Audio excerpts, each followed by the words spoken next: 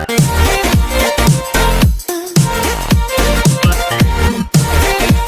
guys, it's your girl India. Just coming back with another video.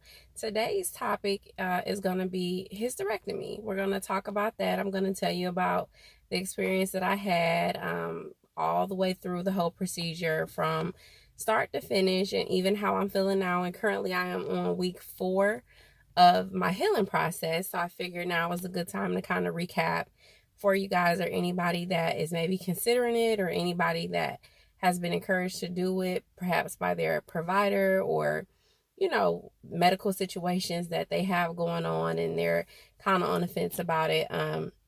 So a little bit about me. I had my only child at 19 years old. And I knew then that I didn't want any more kids. I've thought about it over the years.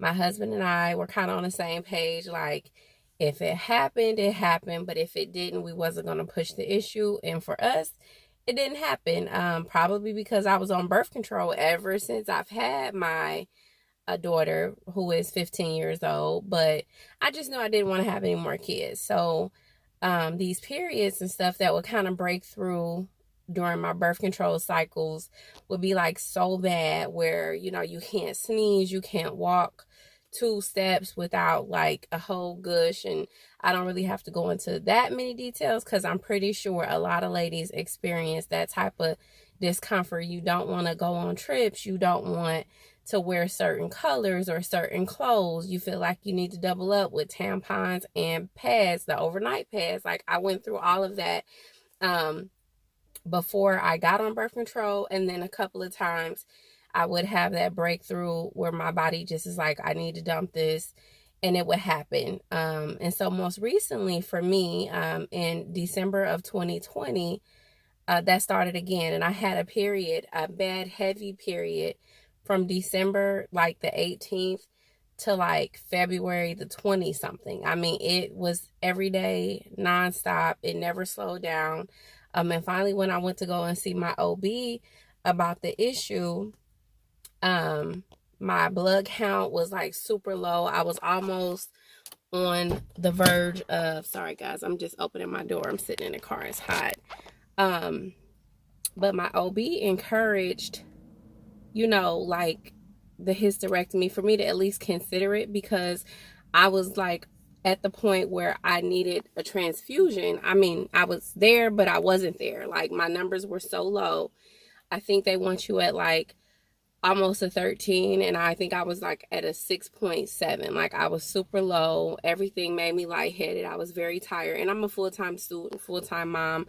I work full-time. I do a whole lot, but I was doing a whole lot of nothing when all of that stuff was going on, just because I just didn't have the energy. It was taking everything I had just to get up and do things that I had to do, let alone anything extra. That was just out of the question. So we talked about the total hysterectomy, which would remove my uterus and my fallopian tubes, but it would leave my ovaries. And I'll get into why they want to leave the ovaries in a second. And then my other option was to go and get, I forget the name of it, but it's like a laser, and they kind of like burn off part of your cervix or something like that, and thin it out. And that's supposed to like stop people from heavy periods and this, that, and the third. But just because mine was like so bad, we were heavily considering having the total hysterectomy. I did kind of think about, like, I'm young, I'm 34 years old, so it's like, what if I did change my mind and I want to have kids? Like, that's pretty young to not be able to have kids, and it's your choice. But again, I knew ever since I was 19, I was not going to be the person with a whole lot of children. So after I kind of like weighed the pros and the cons, and understanding that other thing, the ablation, that's what it's called, having the ablation wasn't a permanent thing. For some people it can be, but because of my age, they said that it typically would last some people maybe like 7 to 10 years. And so for me at 34, I would probably be experiencing these periods and all this stuff again before I'm 50. You know what I'm saying? Because you're still not going through menopause. Most people for until they're like 60 something. So for me, I just kind of wanted something more permanent. And then a little bit selfishly, I'm thinking I want to enjoy my vacations. I don't always want to sit up and think about, is my period going to come? Oh my God, I feel a cramp. And, now I have to change how I've packed. And now I have to be miserable or uncomfortable. Everybody else that you're traveling with is still looking for you to have a good time. And it kind of is a drag when you can't, and I didn't want to have to go through that. So, again, because I'm not having any more kids, didn't want to have any more kids, I made the decision to go ahead and have the total hysterectomy. And so once I made that decision, I had to pretty much pick a day with my surgeon, well, with my doctor, I'm sorry. And it was probably about a couple of months out, just because she wasn't able to do it right away. And plus, again, I am a full-time student, so I wasn't prepared to like go and do it like the following week, even though that day was available, because like I didn't know what the downtime would be like, and I had too much going on. So I had my hysterectomy May the 26th, which works for me here in Ohio. That was like the day before my daughter's last day of school. My classes were over because they had ended at the beginning of May. So only thing I had was work, which, I was able to get short-term disability and take the time off that I needed. So that worked well for me, and it kind of put me at ease knowing I didn't have any other things that I needed to do or my daughter needed to do, and I had to get her there. Like, I was kind of able to go into it with a peace of mind. So I will say, if you're thinking about it, don't just jump into it. Actually look at the calendar and pick a date that works for you, because that kind of helps you have a peace of mind with going into major surgery, because this is major surgery. I've never had major surgery. The only thing I've really ever had was wisdom teeth pulled out, and I mean, that's really nowhere near compared to like this, going into an operating room and having all of this, and you're on the bed, and the lights, and it's completely different. So I would say, once you make the decision, I would start with picking a date that you're comfortable with. Don't just go with the first available. Don't just go with what they're telling you. You look at your calendar and you see what works for you, and don't just look at that date. Look at the days coming up. Like, okay, if I schedule it here, but my best friend's wedding is in a week and a half, that probably won't work for you. So you need to see what you all got going on in your life and look at their date and pick one that works for you when you have nothing going on and you can take the downtime and truly, relax and recuperate. So the hysterectomy that I had, and I'm looking down at my paper, but it's the robotic laparoscopic hysterectomy. And again, it was a total hysterectomy, where they removed my uterus, they removed my fallopian tubes, but my ovaries were left, because if they take your ovaries, immediately your body is going to go into early menopause.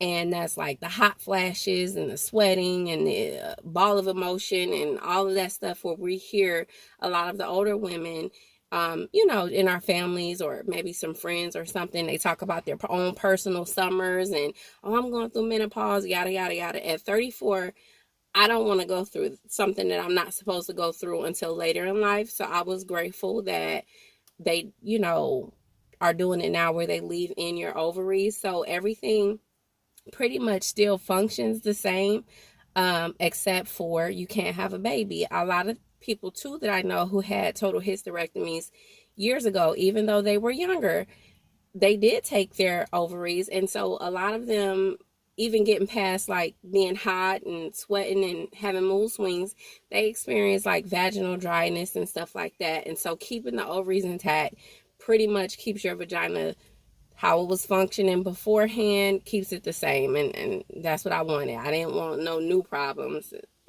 But so pre-op, when I got to the hospital, I had to do COVID testing and things like that, like 7 days before surgery. All of that was good. You have to go and do labs and my blood count, because I'm already anemic. It wasn't where it should have been, but it was better than where it was when I was bleeding from December to February, because I was prescribed iron pills. So I was in much better shape, but still lower than where they wanted me to be for surgery. So I was just hoping and praying that I didn't bleed a lot and have to have a transfusion. And thank God I didn't. But so pre-op was wonderful. From intake, the nurses and everybody who I met were just awesome. The anesthesiologist came and introduced himself to me, and his assistant came and introduced herself to me. Of course, my OB/GYN, she came, we talked, and I was hell-bent on wanting to go home the same day, because during prior conversations with my doctor, she did mention that she writes it up for you to stay a night in the hospital. But once she sees you in recovery, if she doesn't have a reason to keep you and you are wanting to go home, she would send you home. So once she told me that, I knew I wanted to go home. I'm not a hospital type of person in the first place. And then, I mean, it's COVID. So I feel like a lot of people go in the hospital for one thing and they come out sick. And I just didn't want to, I'm a germaphobe. So I didn't even want to be in the hospital longer than I had to. So in my mind, I knew I wanted to go home. But when the doctor came and was talking to me in pre-op, she's like, well, I'm going to be honest, a lot of people have this surgery and they wake up feeling like they got hit by a bus. They don't feel good. And so they want to stay overnight. And I was like, well, no, you said you would come and assess me and yada, yada, yada. So if I feel good enough to go home and you don't have a reason to keep me, please send me home. My mom was there with me. My husband had to work, and you could only take one person with you. So my mom was off and she went, and she was trying to encourage me to stay. But again, that wasn't what I wanted to do. So I had to advocate for myself. I mean, it would have been one thing if things went bad and I wasn't feeling good. Then, of course, I would have wanted to stay for observation and things of that nature. But thank God it didn't. So I was able to go home. But back to pre-op. So they come through and they set you up with the IVs and they explain the process. Surgery time was estimated between an hour and a half to 3 hours. I think for me, it might have been about a 2-hour situation. But they give you like pain meds and they make you real comfortable in the bed. And so I just remember like rolling down. They said it was time, and I remember the anesthesiologist already telling me when we get into the other room, they're going to have me get onto another bed and then start the process. Y'all, I just remember going into the room and I could see the people in the room like working and doing what they were supposed to be doing. And that was it. It was like not an ask for me to get into another bed. It wasn't a countdown. It wasn't a here we go. Nothing. So I really think they gave me something that probably put me out before I even got in the room. And then whatever they had to do, they did, which is a good, mind trick, because you kind of go in and you're nervous and you waiting for the moment. And I never got the moment. Like I literally was fine going into the room, watching the people hustle about the room and getting their tools and stuff ready. And boom, next thing I remember, I was waking up in recovery. And so there was a nurse there, and she asked me, was I in pain? I couldn't really find my voice, and it's partly because they do put a tube, I think it's called intubate. They put the tube down your throat, and so it's kind of like raspy when you're, kind of coming to, and because of the anesthesia, you're already kind of foggy. But I remember the nurse asking, was I in pain? And I remember saying like a thumbs up. And so she said on a scale of 1 to 10. Now, for me, I have a high tolerance for pain. So real bad would have been a 20. But it was a 10. It probably was a true 10, but it still wasn't about to kill me. But it was pretty bad. So I flashed, 2 hands. I can't use the other one because I'm holding the camera. But so I told her it was a 10.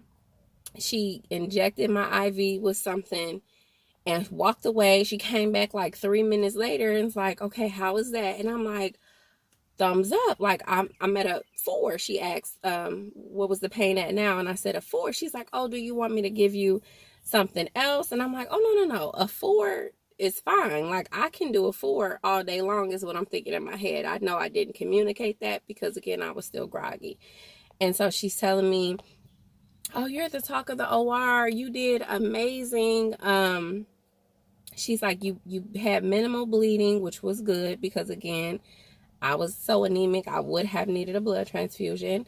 But she's like, you did very good. The surgery didn't take long. They ran into no complications, and I'm going to go get your mom. So my mom came back, and the first thing I asked her to do was call my husband, call my daughter, just so that I could give them the verbal communication that I was okay. I mean, sometimes getting a text ain't enough, when somebody that had to be put under or something serious has happened, you just want to hear their voice. So I had her call, and, I told them that I was okay, and I felt fine. So I was in a recovery for maybe like 20 minutes before they rolled me back into the room I started in pre-op.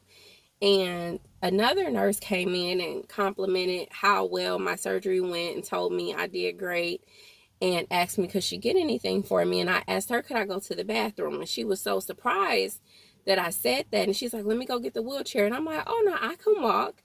And she was even more surprised, like, okay, well, can I at least go with you? Is it okay that and I'm like, sure. So the bathroom was like across the hall from my room, so it wasn't very far, but I didn't need help. I mean, I held onto the pole, walked over. You kind of walk a little slumped just because, something happened in your stomach. So I think that's your body's natural, like, protection, is like you nurse whatever was hurting. And so I did walk a little slumped over, but it wasn't like bad or anything like that. And I did go slow because you do feel a little disoriented and a little groggy, when you're coming down from the anesthesia. And so went to the bathroom, it was a hospital bathroom. So of course I squatted. I was able to squat and hold myself up, wipe and everything without assistance. And she was just so impressed. And she's like, well, this is your ticket home, because all we need you to do is urinate after this kind of surgery, and you can go whenever you want to go, but please don't be in any rush. But again, y'all, I was ready to go home, so I was like, well, I'll probably just need about 10-15 more minutes and then I can go. She's like, well, while you wait, do you want anything? So she bought me some crackers and like a ginger ale or something like that. And so I didn't even open the crack. I think I opened one pack. She gave me 2 packs. I took like 1 cracker out of the pack, took a sip of ginger ale, and I looked at my mom like, okay, it's time to go. And so the nurse was like, well, Mom, you can go get the car, because the doctor didn't even need to see her in recovery because she had did so well, and she gave her the green light to go home. So my mom went and got the car. Of course, hospital procedure is to roll you out in a wheelchair, so I had to do that and got in the car by myself. The only thing that kind of was uncomfortable leaving the hospital was, in the hospital there's like 1,000 speed bumps, so that, and your stomach is like dropping. That's like that gravity kind of pulling it down. That was a little bit uncomfortable, but not too bad. My mom's like, I'm gonna drop you off at home, because my daughter was home, and again, my daughter's 15, so she's very capable and able to help me out. But she's like, I'm gonna drop you off at home and go get me and my daughter something to eat.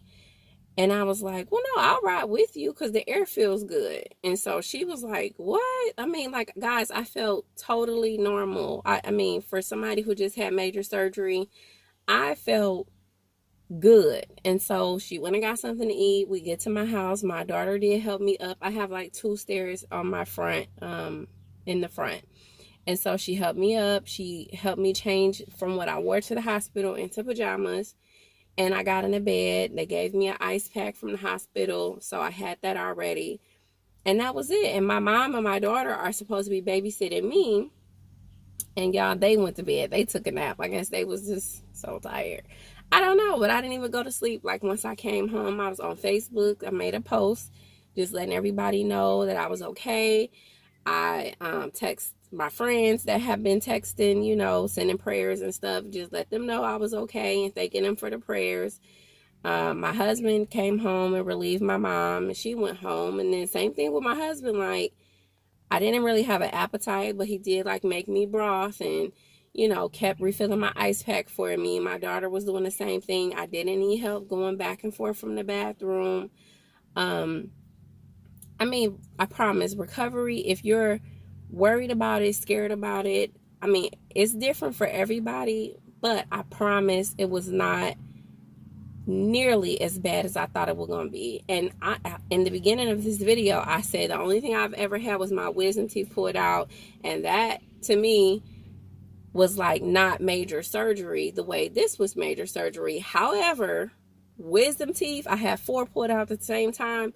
That was terrible. This was definitely doable. I promise. This was definitely doable, and partly probably because, again, of my age.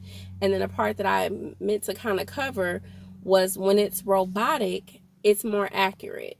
So the doctor was explaining to me, they make these, I have 5 incisions on my stomach. It's either 4 or 5. I think it might be 4 incisions in my stomach, 1 over the navel, 2 to the right, and maybe 1 or 2 to the left.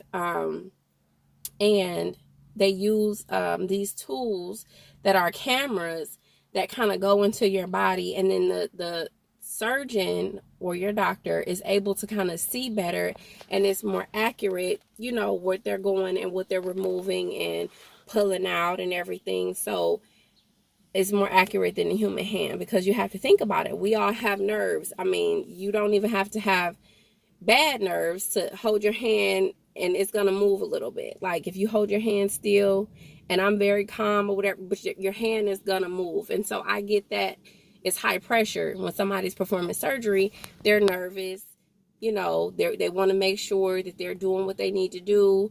And just your human, you know, nature is to shake a little bit. So I can get how sometimes that could go wrong. And this is like more like 95% accurate. So they said that the recovery from that is a lot better than the way they used to perform hysterectomy. So I give credit to that too. Like, I mean, it was bomb for me. Like that experience was completely amazing, because I never had a day, and we're going into week 4 tomorrow, which is June the 23rd, I think. Tomorrow's June the 23rd. So 4 weeks from May the 26th is when I had the surgery, and I still don't have a complaint. The only thing that was weird for me was like finally after like day 2, I did get out of the bed and walk around. I could have got out of the bed day 1 and day 2, but doctor's orders were to take it easy. And, you know, I didn't want to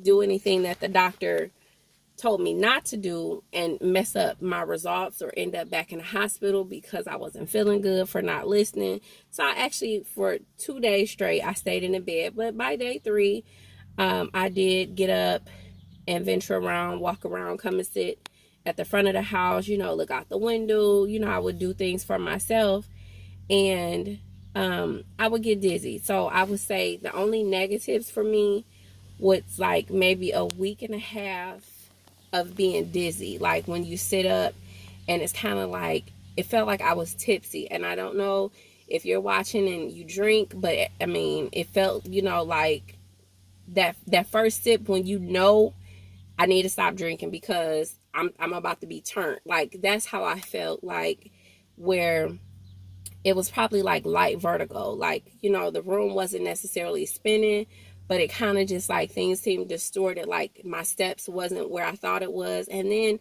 I had extreme hot flashes. I'm not even a hot person. Like I said earlier, I'm anemic. So for me, I'm always cold. Like we just came from Vegas and it was 118 and I was like, fine. I mean, it's hot. I know it's hot, but I'm not about to melt.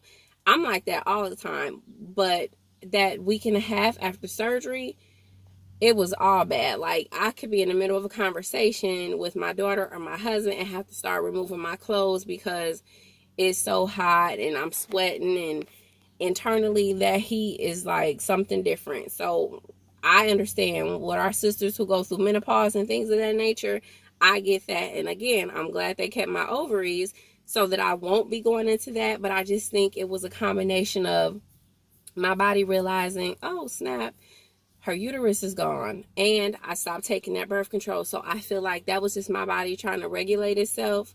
But those heat flashes almost took a girl out, and just being dizzy. I mean, it was tolerable, but it would make you want to go back and be in one spot. Like you didn't want to walk around, and it's not because you couldn't, but it's just because of how you felt, like mentally, like, you felt tipsy or turned or vertigo, but it wasn't because like it hurt to walk around, because my stomach never hurt, my stomach never got sore. They put these like self-dissolving stitches inside of your vagina, and they also have self-dissolving stitches on the incisions that are on your stomach.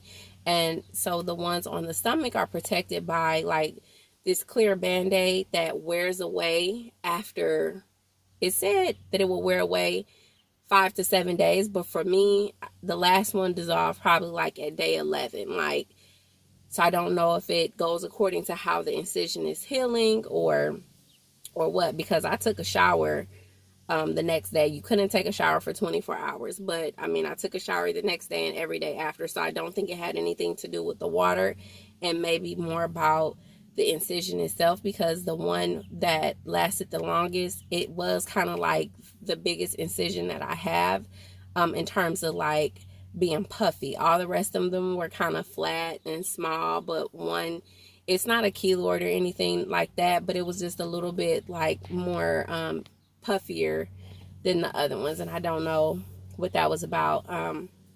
But so let's see what else, because I want to give you all the information, because it's information that I was looking for when I was Googling and trying to decide if this was something that I wanted to do. But I just went for my 4-week checkup. Well, I was supposed to do a 2-week checkup, but she was so busy that this was the first time I was able to get in. And she said everything looked good. She had to do a vaginal check with her fingers, and then she also looked at my incisions, felt around on my stomach. She said everything looked great. Also, and I forgot to mention this, it depends on how you look at it. It could be a pro or a con of the hysterectomy, is that you cannot have any vaginal activity for 8 weeks. So that's sex, that's whatever else you putting down there, all of that for 8 weeks. Just because you do have the vaginal stitches that take a little bit longer than the ones on your stomach to dissolve. So, I mean, like I said, it depends on how you look at it. That could be a good thing, and that could be a bad thing. It just all depends on you. But that would be the only other thing worth mentioning. The pain level, I would say waking up from the anesthesia was the worst pain that I felt. And again, it wasn't even that bad. And other than that, the dizziness and the hot flashes were the only noteworthy things for me to mention. But the surgery itself, I had no pain. If I had to rate the whole experience and wrap it up in a pain level, I would definitely have to say overall it probably is a 1. Like, serious. I had a dentist appointment, maybe it was like a week after surgery, and the lady was going over my history, the birth control and medications that I take, and I told her she could take it off because I had a hysterectomy. And she's like, oh, did you have a total? And I was like, yeah, total robotic, and so she's like, a week ago? And you're here? She's like, I had to spend 3 days in the hospital. She was an older lady, older than me anyway. She probably was like 50, 60, and I don't know when she had her surgery, but she said for her, it was terrible. She said it took her like, she had 2 days in the hospital, and then it took her like 2 to 3 weeks to even feel slightly better. And for me, I didn't have that experience at all. I felt better as soon as I got discharged. I mean, I was, like in my mind, not that I would have, but like I was okay to kick it. Like, I was okay. I mean, other than, keeping like the ice pack on my stomach and looking weird with that under my shirt, nothing. I mean, nobody would have been able to tell that I had surgery. You move a little bit slower sometimes, but it wasn't like I said, I just didn't feel sick. I didn't feel hurt. I didn't feel like I needed to lay down. I didn't feel like tired. Like, I felt good. I still feel good. I'm grateful for the time off from work and school, and all that stuff is about to start back up for me now. And so it's perfect because I've taken care of an issue that had been bothering me for years, and now I don't have that to worry about. So I'm not gonna make the video super long. I hope I didn't go extra fast. I am new to this YouTube thing, but I promise to have more content just about life, telling you more about me. I'm a published author. Again, I'm a wife, I'm a mom, I work full-time for a pharmacy, and I write books, and I'm a full-time social work student. So we have a lot to talk about, but I did want to start with the hysterectomy just because I know that there are a lot of women out there like me that are, maybe in a boat where they have to consider it, or they're thinking about it. Also, just because the timing was perfect, I'm off work. I have time to kind of talk to you guys, tell you about it. If you have questions about something that I didn't answer, I'll definitely look in the comments and try to respond as best as I can. I'm not a medical professional, so I can't give out medical advice, but I can tell you from personal experience, what it meant for me and all of that based on your question. So just look for more content from me. Thank you for listening, and I really do hope that this video helps somebody.